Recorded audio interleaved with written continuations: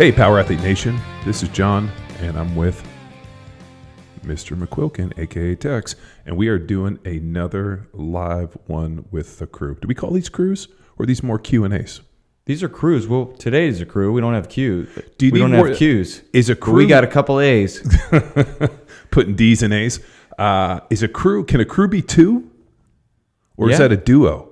Can a duo be a crew? Oh my God! Could we be the dynamic duo? The Power Athlete duo. Oh, the Power Athlete crew. Well, I mean, we do have a crew of individuals, but fortunately or unfortunately, depending on how you look at it, it's you and me, dude. We're sitting here. So I'm joined with my co-host, Mr. Tex, a.k.a. Mr. McQuilkin, a.k.a. Chris, a.k.a. I got a lot of nicknames. the other half of the dynamic duo. But we don't have time to go into all of those because we need a recap from a long weekend. Man, I'm feeling a little sapped. We made the terrible idea of jumping in the truck and hammering from Austin, Texas to Columbia, South Carolina, and Lexington, which would be Sorinex HQ. That's right. We're fresh off the truck. And, oh my God, 2 days there, 2 days party hardy, 2 days back, and now we're here. Yeah, we did get a cool chance on the way home, though, to stop and hang out with the guys from Florida State. Got to meet their coaching staff and go through all their weight room and see all their facilities and that was a nice little break on that drive. Yeah, Bobby Bowden Field. We saw some championship trophies, some Heisman trophies. We saw some Heismans, a couple national championship crystal footballs, which is pretty cool to see. Mm-hmm. And got a vision of Coach Storm's is future weight room that's going up there shortly, which will be all Sorinex. Well, as I've said before, if you're a professional or collegiate facility and you're expecting to attract the best recruits in the world, you got to have a Sorinex weight room. I mean, the bells and the whistles, just the aesthetic appearance when you walk in, it's like something out of like the Lego movie that they built with erector sets. It's huge 1-inch bolts and big pieces and things that move. And I don't think there's anybody in the world doing it better than Sorinex when it comes to equipment. The reason we have all Sorinex up in our gym. Mm-hmm. And it's a beautiful representation of the teams and the schools investing in their athletes to put the coaches in the best position to really hammer them and unlock athletic potential. Well, it kind of reminds me a little bit, if you go back into history, if you think about like the Palace of Versailles. So enlighten me.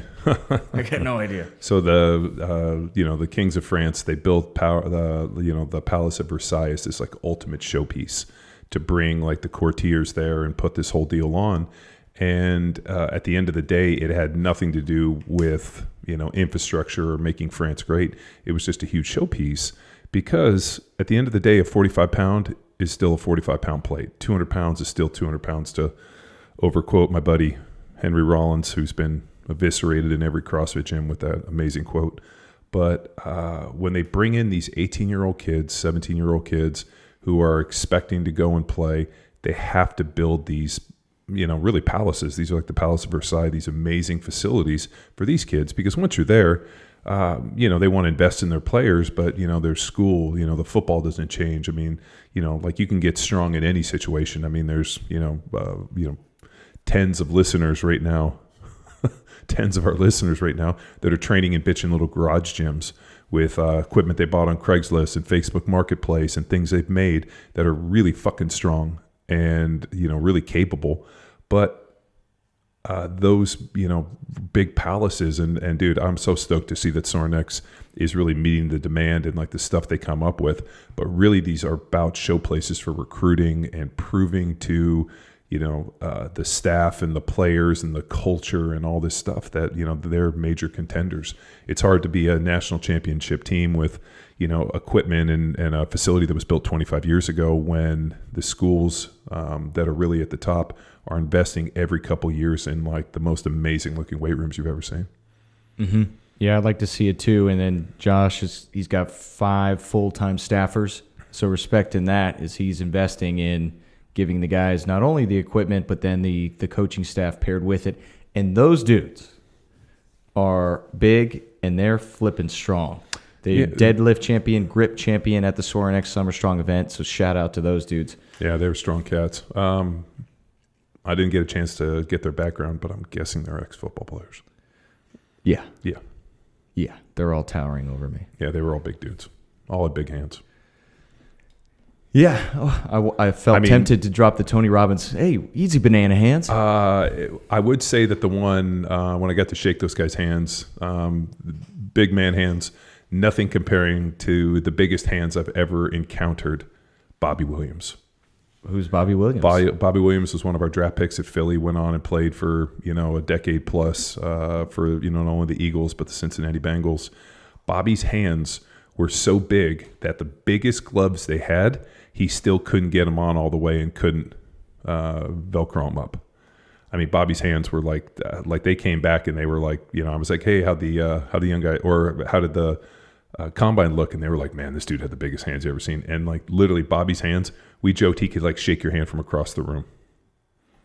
Dang. He has big hands. So that's kind of my barometer. If somebody ever had bigger hands than Bobby Williams, which I don't think. Bobby was from he's from Texas, went to Arkansas. He was a Q at Arkansas and was my roommate on the road for years, and still to this day one of my favorite people. Okay, found him. Bobby I.E., not the traditional Y. Bobby. Yeah, guard, Jefferson, Texas. Yep. Arkansas, second-round pick in 2000. Yep, he's a year after me. Dang, 12-year career. Yeah. Finished up Baltimore Super Bowl champion. Yeah. 2012. Yeah, he's a beast. Sweet. Well, that 2-day drive, I mean, we got a few funny stories. That 2-day drive probably brought the funniest one-liner you've ever dropped. Is we're driving through New Orleans, and we pull up, and you just point at this corner. You're like, hey, let me see something. And we went off our route, and you're just driving around, and you're like, let me tell you a story about that Popeyes. Oh, yeah. And that Popeyes. So not just Popeyes fried chicken stores in general. That particular one, you had lived there during your combine training. Yeah. And I don't know. That was just the most random pulled out of thin air line that I've ever heard. So when I was there in New Orleans, that place was actually burned to the ground. So we were living in Kenner, Metairie area, and there was this Popeyes that was all like, boarded up, burned down. And when I asked some of the guys, I'm like, hey, what's up at that place? They were like, oh, they got a new manager. And they ran out of chicken on Mother's Day. And the one thing you don't do in New Orleans is run out of chicken on Mother's Day. So I guess the guy under-ordered by noon or 1 o'clock. They were out and they put up a sign that said, out of chicken. They just closed. And that ain't happening. That didn't end well. And they burned that place to the ground. Yeah. Funny. Just a funny moment after long hours of driving to pull that out. Everything's hilarious. I hadn't been there in 20 plus years. And I got in the car and we were like driving around. I'm like, I used to live right around here, and literally found it. And that was good. I sometimes worry about things like that, thinking like, man, that was pre-NFL. My memory was really good. So I'm wondering if there was like a block of time that just got disappeared from playing in the NFL. Who knows? We'll never know. We will never. Nobody will never know.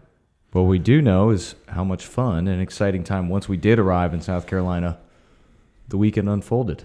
Yeah, no. Historically, Sorinex has always had a 3-day event. They condensed it into 2 with more people, and it felt like more.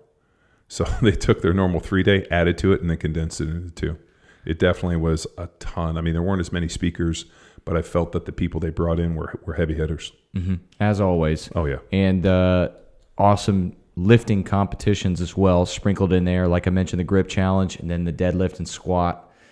Day 1, bench press. So Gillespie got underneath 1,000 pounds, like 1,005, something like that, Charles. Yeah, we captured that on film. So walking into the bench press comp, and then that just sets up the whole weekend. So they let off with lifting and close the door on lifting in between, some empowering people. Yeah, Bill Gillespie, who works for Sorinex, was the strength coach at Liberty for a number of years, power lifter, just decided to go and be a dedicated bencher, and at 61 set the world record on the shirt-assisted bench with like 1,060 or some god-awful number. Mm-hmm. And like I was thinking about the pressure. So he's obviously wearing like a shirt. I mean, but the pressure of that shirt, like pulling across and him loading it and bringing it up, like there's a reason his eyes look like little slits. Like that pressure on his body. Like I'm surprised his body just didn't like flatten like a chalk bucket. Like, it's amazing anybody could handle that much pressure. Yeah, pretty unreal. Yeah. I mean, half the time is so much just catching up, meeting new people, and sharing, swapping stories, like finding Woodsky in the crowd, and then Woodsky introduces you to somebody else, and then they introduce you to somebody else, and so much of that time. I mean, how much fun did you have? Just because I didn't see you for 2 straight days. Well, the problem is you were talking to all the important people. I just talked to all the little people. Get a chance to just, mix and mingle, rub elbows with, a ton of people. I mean, it's great to run into people that are actually using power athlete training programs. Oh, we met people that were on Hammer, on Jack Street, people that had done Bedrock, Field Strong, and people were, more than, excited to come over and talk to me about it, and not only ask questions and modifications, like, hey, my deadlift's struggling on Bedrock, what do you think? And, asking them about sets and reps, and, when people are talking about specific parts of the program, to really get into the nuance of those guys is super cool. Mm-hmm. Any Power Athlete Radio listeners that came up to you? A ton. I was standing, this happens to me more than you can imagine, but usually only at Sorinex. So as I'm standing there talking with people, I'll have people walk by and then stop and then turn and point and be like, Power Athlete Radio, you're John Wellborn. And I'm like, I'm sorry. And their hilarious thing is your voice sounds the same in person as it does on the podcast. And I'm like, imagine that. Yeah, especially the intros. Yeah, especially the intros, which are by far the best. Yeah, I concur. I had a few Power Athlete Radio. Josh Suture and I took a lap. So we were going out to the car. Like, he's parked at the far end of the parking lot. And some rando dude pulls up, asks if we need a ride. And we're like, no. He's like, Power Athlete Radio. Yeah. And then came up to me the next day. He's like, sorry, I tried to kidnap you. I just wanted to say I'm a fan. No, I'm always amazed at the influence. You think about, putting out this into the airwaves and putting it out in the universe, and then people finding it, being attracted and being inspired. So it's definitely been by far the most interesting and surprising piece of Power Athlete has been this podcast. Just because when we started it, I was not a fan of podcasts. I'd never listened to a podcast and didn't necessarily understand the trajectory of podcasting. And I remember sitting down with Callie and her trying to explain it. I'm like, so people are just going to listen? And she said, yeah, if the content is good, we have to get good speakers and we have to get good guests and we have to put this together. And we were really awful for those first couple hundred. It's only been it's only been within, the most recent times that now we have bitch and video and the audio's better. And we are getting, hint, hint, I'm letting you in on a little insider secret. We are getting ready to do a full podcast room revision. We are going to tear this thing down to the studs, redo it, and we're going to give you a brand new vision going forward with Power Athlete Radio and what you see here. So it's going to be pretty epic. We've been this thing's been in works for a couple weeks. We went and had a real professional designer do us a mock and put it together, and it'll be some pretty epic execution if I can knock it out. Yeah, it will be. I'm looking forward to it. We got 2 weeks after this to lock it in. Yeah, so we purposely front-loaded a lot of stuff so I give myself a little bit of buffer instead of our normal, like, hey, we got a podcast in 2 days, and then I'm up for 48 hours trying to figure this thing out. Speaking of quality guests, anyone jump out in Summer Strong? I know you got called out a couple times by speakers.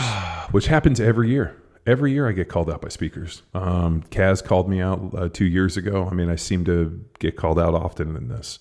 I'll tell you, Kyle Carpenter, the youngest and most recent Congressional Medal of Honor winner, got up and spoke on Friday night and not only gave one of the best speeches, but his whole presence, his whole demeanor just took the air out of the whole place. Gets in, if any of you guys aren't familiar with him, take a few seconds, Google his name, read about the story. 21-year-old Marine on a rooftop in, some godforsaken country, in the Middle East.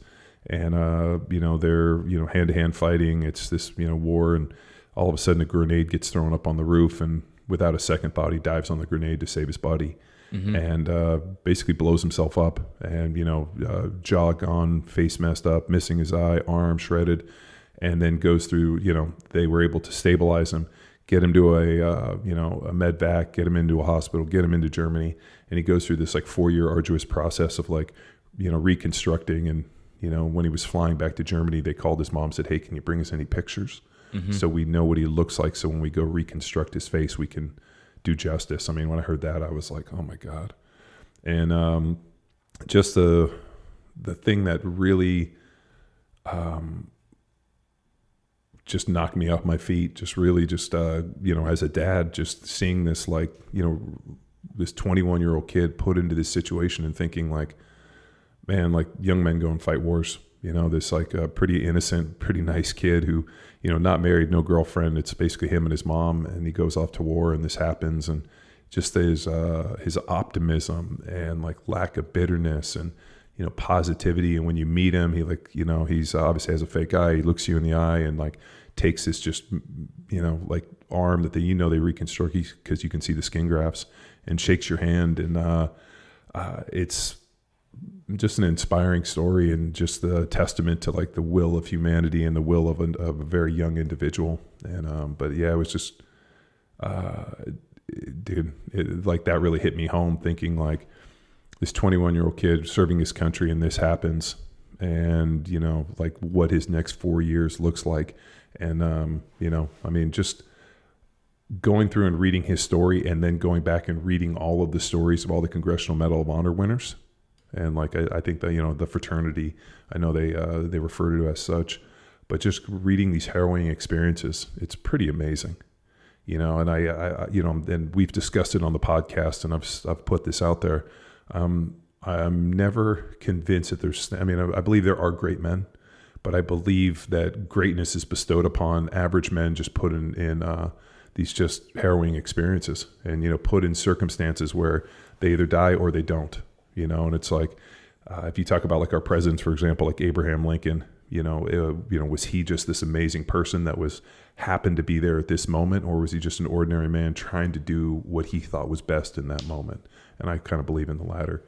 Here's this young kid who's just doing his job. And the other one that kind of broke my heart is when he said, the Marines don't love us, or the U.S. military doesn't love the Marines, so they slept on the ground for 7 months, and he hadn't showered in 7 months. So when he woke up and he was in a bed and had been showered, he was like, oh man, this is something kind of new. Oh, dang. So he was super nice dude, man. Mm-hmm. I was honored to hear him speak, and stoked that I got a chance to, shake his hand and talk to him for a few moments. Yeah, and he introduced a term, and I always appreciate this about speakers, is when he is listening to other people present before him, and he aims to pull their presentation or conversation into his, and that shows how invested he was in this opportunity. And the term that he pulled out was perspective.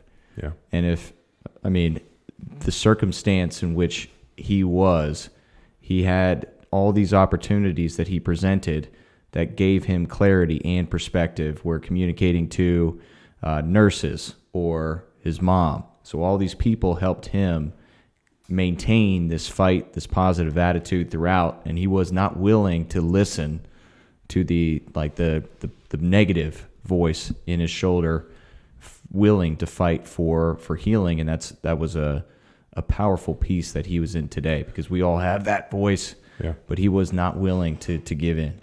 Well, the story that, as a parent, like, was pretty much knocked us off our feet was, he was a couple years in on this, and he was at home, and, they've been going to rehab and doing all this deal trying to get him back. And all of a sudden his mom goes to sleep and he's by himself for the first time. Mm-hmm. And it's been years since he's been by himself, because he's like, you're never alone as a Marine, and, never alone in the hospital, because there's doctors and this and the whole deal. And he finds himself in the kitchen by himself, and he thinks, I want some cereal. And then he goes in and he's like trying to get the milk out, trying to pour, and he realizes that he can't use his hands and he's not strong enough. And he like just breaks down and has that moment. And his mom hears him crying. She runs out and hugs him. And his statement was, who's ever going to love me looking like this? Who's ever going to love me? Like, I can't do anything. And like, oh man, like you could have taken, nobody took a breath for a few minutes, like hearing that as a parent and realizing it's just heartbreaking to think. I think all too often, especially with the military and these guys, you kind of imagine these soldiers going over and doing, this task, and, and then you have to remember that, they're 21-year-old kids who, just want to go out and have a beer with their friends and, live a normal life. And then something like this happens, and he gets thrown into this, this terrible situation. And he does the one thing which, he thinks is right, which is to save his buddy and sacrifice himself, which pretty much for me is like, I mean, if that's all we knew about him, he gets a Congressional Medal of Honor, which in this country is the highest honor you can receive. But having read his story and Dakota Meyer and all these other guys who are Congressional Medal of Honor winners, take a moment, do a Google search, and go back and read. Some of the Vietnam stories are absolutely amazing. Like if you saw them in a movie, you'd be like, there's no fucking way. This is total bullshit. Like the stories are like Hollywood couldn't write stuff better than this. I mean, that kid's story, Hollywood couldn't write something. And that should be a Hollywood movie because it would be inspiring instead of, glorifying and give people perspective on what we're doing. Yeah, and his book is titled You Are Worth It. Yeah. And he didn't do, well, I'll sell it for him. He didn't talk about the book. He just talked about his experience, life, and perspective. But yeah, wasn't in it to push the book, but that is. Well, the other cool thing is he didn't talk about what led to him winning the Congressional Medal of Honor. Like he didn't talk about, there I was and I heard that, you're right. He stopped, or he started with, I was laying there and I thought I was in a hot tub of warm water and it was all over my body. And like, he's thinking like, why am I all wet with warm water? And then realizing that's all blood is where he started, which is after the impact. Mm-hmm. And then he took us on his journey from like that moment on a roof all the way to like, where he is today. And I thought that was not only extremely classy, intelligent, and, just a really ballsy way to do it, because I'm sure everywhere he goes, I mean, what's pretty amazing about those guys is they get invited to be the keynote speaker and tell their story at everywhere. I mean, any Fortune 500 company that has a retreat or whatever, they invite that guy to come and speak because it's inspiring. And everybody wants to hear the story of like, how did you win the Congressional Medal of Honor? And I'm sure he's to the point where he's like, I don't want to fucking relive it because, as he said later on, I don't remember any of it. Mm-hmm. I won the Congressional Medal of Honor and I'm being, heralded for this thing that I just don't remember. This is what I remember going forward. And so I thought that was extremely classy because you can get online, you can read the account, and that's what he's famous for. But I think what he was trying to explain to us was the process from that moment going forward of trying to like reclaim who he was, reclaim his life, and find, a place in this world. And man, that was, if Sorinex had ended right then on that standing ovation, just like it would have been a home run. Mm-hmm. Yeah, and one of my favorite speakers, and Donnie Mabe is a good friend of his, and Zach tried to hook us up earlier, but now we actually met him in person. But Jesse Ackerman, so former strength and conditioning coach for the Atlanta Falcons, and great speaker. The model was interesting for Summer Strong. They had a theme of strong roots, and they had a tag team presentations, a few of these, where it was Ackerman and Gillespie. And they had worked together in the past, so they were just alternating these experiences that they were presenting and back and forth.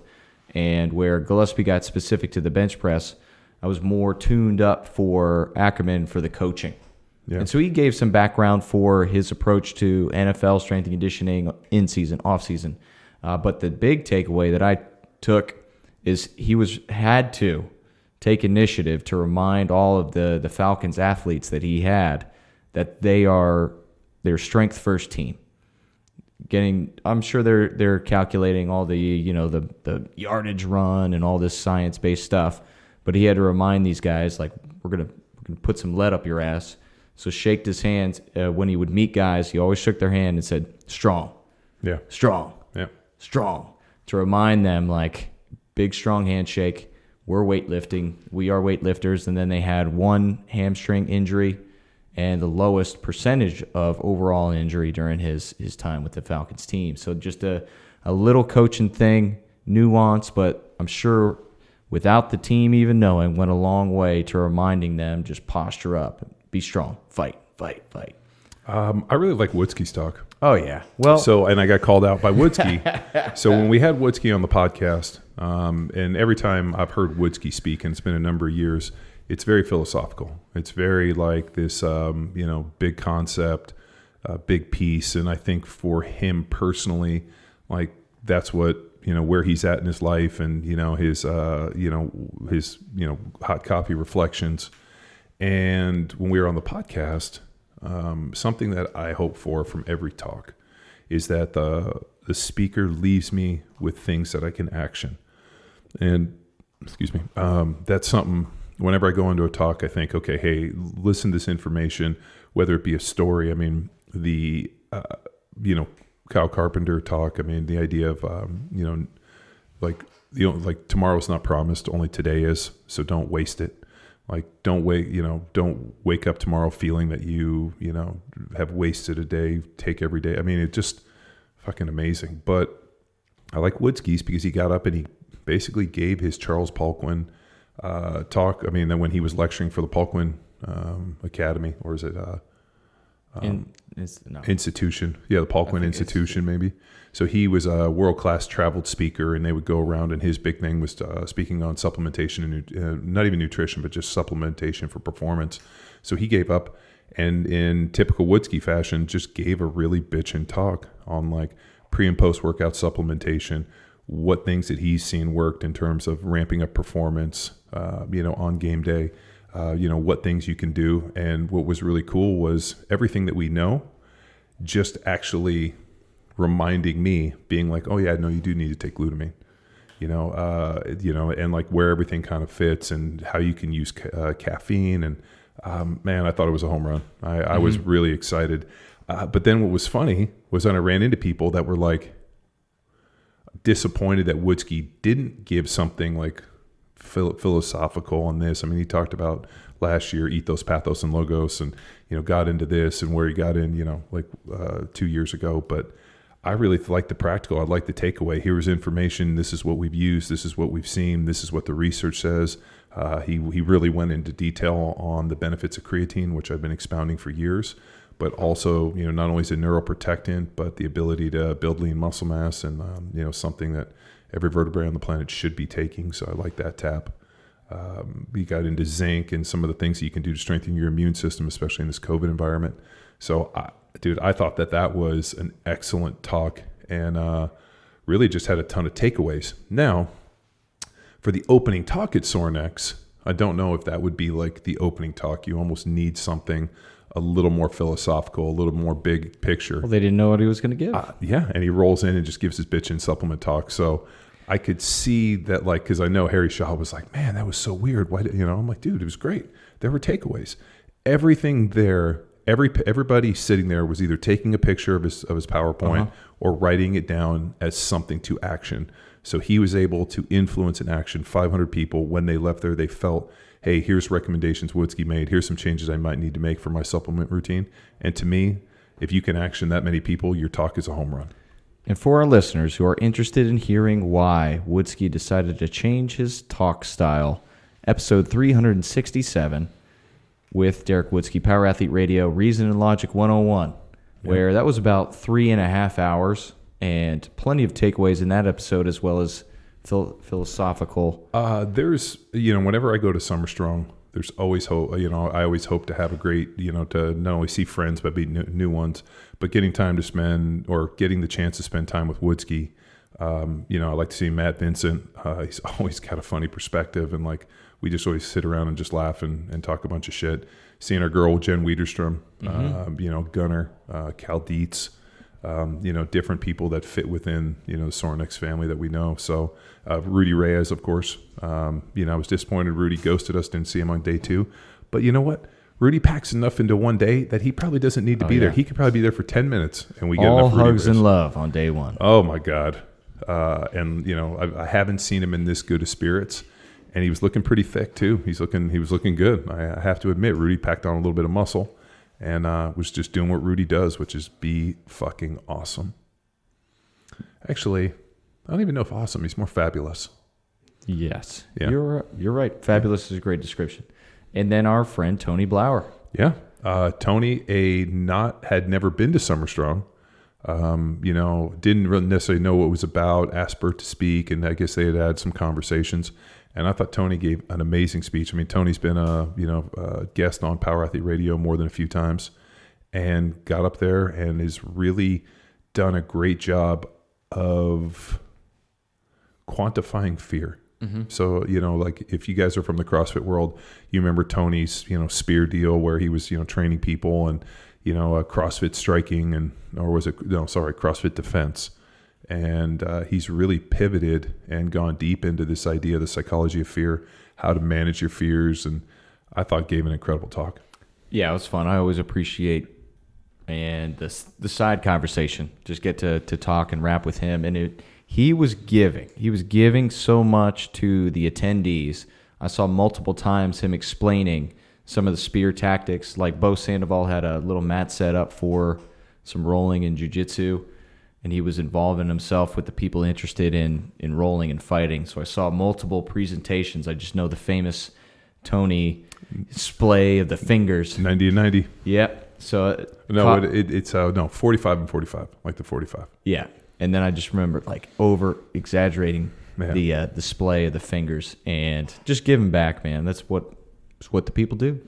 Yeah, no, I mean, Summer Strong has always been not only a really amazing event, but it's grown to see the different layers and people that they've brought in the talks. And, it's just, for us having been for a number of years and being a sponsor and really being, having Bert on the podcast and, knowing his dad and the family and just, being involved with them, it's incredible to see what they're able to pull off. What a great event. And the other cool part was how many Block 1 coaches showed up. So people, deep. Power athlete, Block 1 coaching network showing up deep. And so it was cool to see that much power athlete gear rolling around and power athlete coaches doing what power athlete coaches, which is fucking, ripping the heads off of things and kicking doors in. Yeah, during the competition, got the opportunity to squat with a bunch of them. And let's see, Leon squatted, so upwards of maybe 470. And then the big highlight, David MCK pulling 550 on the deadlift on the big platform. Dude, that was savage. Lining up, and Brendan Lilly was coordinating. He was quarterbacking the deadlift because they got a single platform in there. And then he was like, all right, hands up for 500. And then a bunch of guys, maybe 15, put their hands up for 5. He's like, fuck it, 550. We're going for PRs. And skips a lot of those guys' goals, but David was able to be fearless and rip that extra 50 pounds more than he wanted. Dude. For a very photogenic opportunity. No, it was a home run. And then Mr. Soren at age 71 got up there and pulled a 365 in a set of 501 jeans, which is kind of his trademark, just pulling heavy in jeans, which I just think is hysterical. But I had a set of knee wraps. And the thing which was crazy is he grips the bar, he pulls it, and the bar like stops pretty much mid-shin.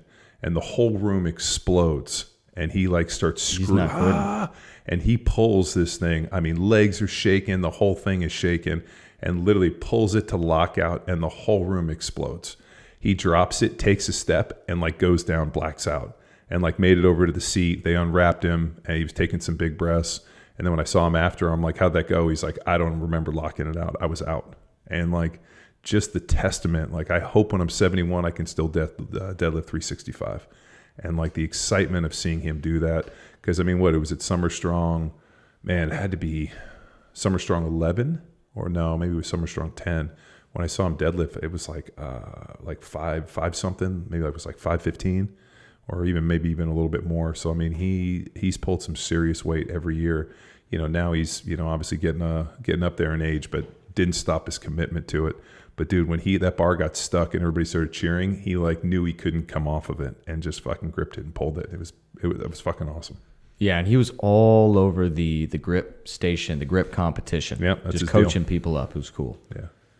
Yeah, but just an amazing event. I mean, Bert and those guys do such a good event. I mean, their crew that cooks and just like they had a vendor tent, so we got a chance to see a pretty bitchin' piece of equipment, which will probably end up here pretty shortly, which is a uphill incline treadmill, which is like big, it's welded, it's made of metal, and something that a big dude could run on, and I'm excited to see that sucker. Oh yeah, we're going to get one in there, get some education content out there. You need to email them today. We need that thing ASAP. Tough tread, Bo, our boy Bo. We're rapping as well. His kids are getting into lax, so... And then we had a chance to connect with the guys from Avanco, which was super cool because Avanco is made and has always been founded and made in San Pedro, California, right down the street from where I grew up in Palos Verdes. And little known fact, all of Zengis' stuff was Ivanko, and Zengis and that guy's dad and this guy had been friends for years. I mean, Papadakis Taverna, right there in San Pedro, and had been to George's house, delivered equipment, and was pretty cool to connect with him.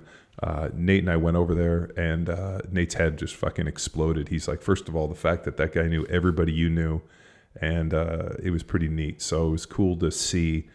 Because Ivanko equipment has always been, I mean, it was York and Ivanko for just ever.